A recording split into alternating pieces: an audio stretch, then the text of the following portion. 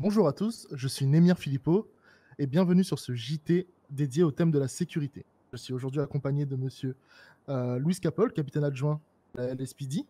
Bonjour à vous. Bonjour à tous. Merci à Merci vous Léo Wiesel de m'accueillir. merci à vous d'être venu remettre de l'ordre dans ce journal et j'espère que vous allez apprécier cette émission autant que nous. Déjà d'abord, première question, pouvez-vous nous expliquer en quoi consiste votre travail et quels sont vos objectifs au sein de la Mission Row? Très bien. Alors tout d'abord, mon rôle d'état-major au sein de la Mission Row est de diriger les différentes équipes au sol sur le terrain. Ensuite, comme je suis capitaine adjoint, je gère aussi les lieutenants. Donc par exemple, s'ils ont une question, tout ça, je suis là pour eux. Je suis en quelque sorte une liaison entre le corps de direction et le corps de commandement, donc les lieutenants, capitaines, tout ça. En dehors de ça, je fais partie de l'équipe Henri, donc la brigade en hélicoptère. Mhm. Mon rôle est celui de copilote, mais je peux tout aussi bien être pilote. Du coup, mon rôle de copilote, c'est de signaler aux patrouilles qu'on effectue la sortie Henri, d'apporter un réel soutien aux unités au sol, par exemple en course-poursuite. Pour finir, je fais partie du corps de recruteurs. Donc tous les 2-3 jours, on essaye de faire passer des entretiens à ceux qui ont réussi leur candidature écrite. Par la suite, nous essayons de convoquer ceux qui ont réussi leur oral pour leur faire passer un test d'aptitude. Une fois celui-ci réussi, ils ont leur plaque et ils sont en attente de formation pour entrer directement dans le corps d'application, c'est-à-dire à partir de recrues. Voilà. On voit que le rôle de capitaine est assez vaste au final. Pour vous, quelle est la partie que vous préférez dans votre travail Je n'ai pas réellement de partie que je préfère, mais ma partie préférée, c'est notamment les recrutements. D'accord. Être au contact des jeunes recrues au final.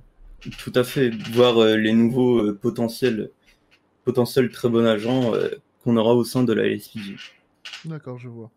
En termes de sécurité au niveau de la ville, on a vu que le DEFCON 3 a été remis en vigueur. On est retombé au début de semaine au DEFCON 3. Est-ce que Mhm. ce changement a un impact sur votre travail ou même sur la criminalité en général? Eh bien, pour ce qui est de notre travail, tout à fait, il y a un réel changement. C'est-à-dire que quand nous passons en DEFCON 2, nous améliorons nos patrouilles et notre armement, car nous sommes quand même en DEFCON 2, ce qui signifie que nous sommes entre guillemets en danger. Mais oui, c'est-à-dire que la criminalité aussi, elle augmente en conséquent par rapport au DEFCON.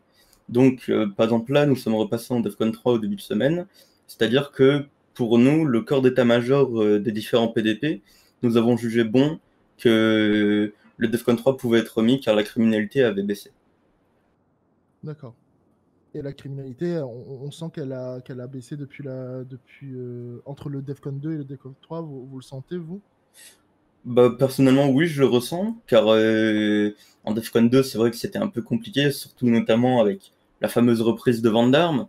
C'est pour ça d'ailleurs que nous avons principalement mis notre Defcon 2 là-dessus. Mais pour l'instant, le Defcon 3 se passe plutôt bien et nous avons moins de danger qu'en Defcon 2.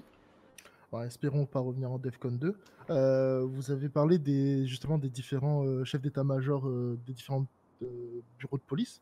Comment Mhm. se passe la collaboration avec les autres postes de police de la ville? Eh bien, la collaboration, elle se fait via l'intranet qu'on a sur l'intranet du gouvernement. Donc, ça s'appelle la discussion interagence. Donc, nous pouvons communiquer, par exemple, les différentes opérations que nous allons effectuer, et pourquoi pas proposer aux différents postes de police de participer avec nos opérations. Et pour la communication, je trouve que la communication entre tous les postes se passe plutôt bien. Merci à vous pour ces réponses. Je suis sûr que nos concitoyens ont tous apprécié. On se retrouve juste après la pub. À tout de suite.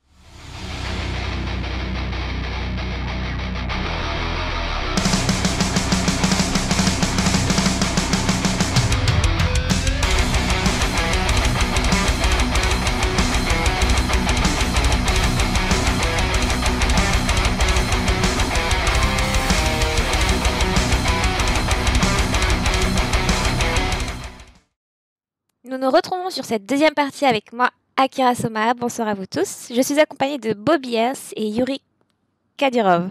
membres de la BCSO, pour nous parler de la place qu'ils occupent au sein de la police de Los Santos du Nord. J'espère que vous allez bien, messieurs. Ça va. Ça va, merci.